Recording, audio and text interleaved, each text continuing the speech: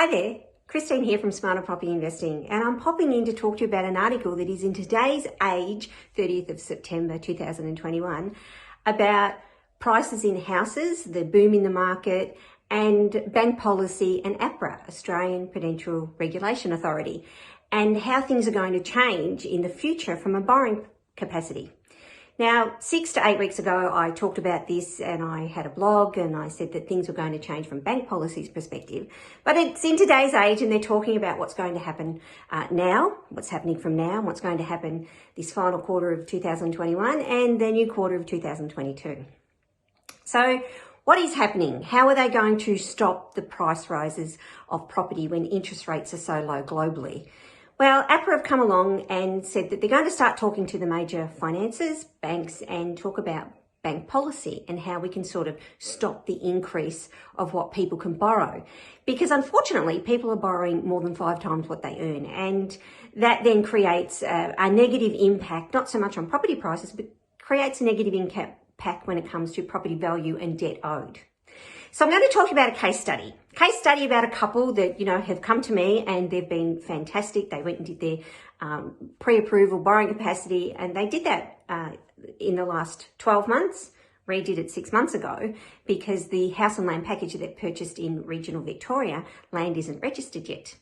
Now, one of the couple are self-employed and employed, and they're looking at bank policy, and they've done all the right things and nothing has changed in their world. They're still earning the income that they were earning, and they're really happy about the house and land package that they purchased, because land has actually gone up by, nearly $70,000 just in the last 12 months.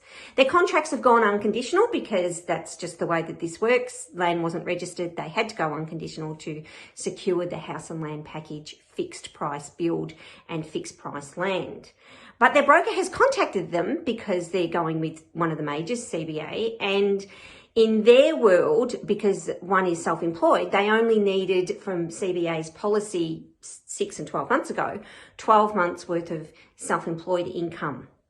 Their broker has told them that if land is not registered by November, if the civil works haven't been completed and it's not pegged with the pink ribbons and things, that they can't go and get it valued, they would then have to resubmit again, and they'll need to resubmit 2 years of self-employed income. What does that mean? Well, it means that there could be a bit of a jerk in the system. Their world hasn't changed. They are still earning what they're earning, but the bank now require 2 years financials, and that may upset the apple cart.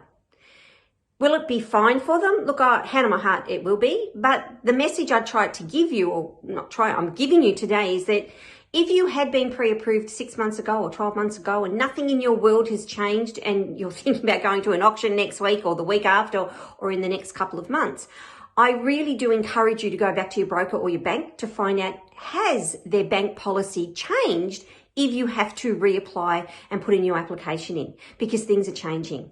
APRA is an umbrella. Look, it's the umbrella to the financial institution that helps regulate and what's going on. And, one of the main things that they look at is that we certainly don't want to over put someone in debt if they're going to, have a mortgage on their own home that they're going to buy, or whether or not that be an investment property.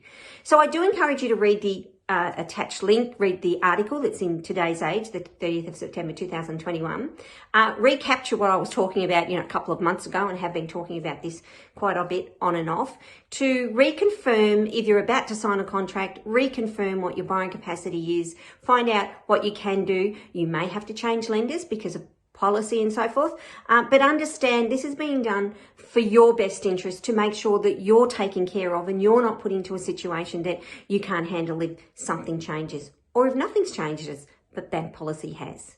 So, of course, you may have questions about this. You're very welcome to call me, 1300 736 754, or drop a line, contact us through the website, or call your broker or your financer.